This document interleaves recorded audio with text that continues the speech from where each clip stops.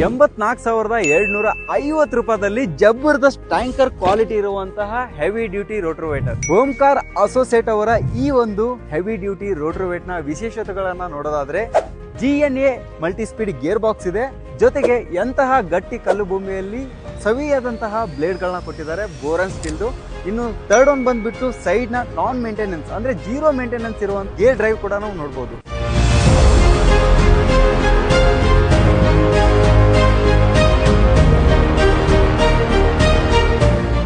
ನಮ್ ಕರ್ನಾಟಕ ರೈತರು ಇದನ್ನ ಯಾಕಪ್ಪ ಮೆಚ್ಚುಗೆ ಪಡ್ತಾರ ಅಂತ ಹೇಳಿದ್ರೆ, ಮುಂಗಾರು ಸೀಸನ್ ನಲ್ಲಿ ನೆಲ ಹಸಿ ಇದ್ರೂ ಕೂಡ ಹೊಟ್ಟೆ ಪ್ಯಾಕ್ ಆಗೋದಿಲ್ಲ ರೋಟೋವೇಟರ್.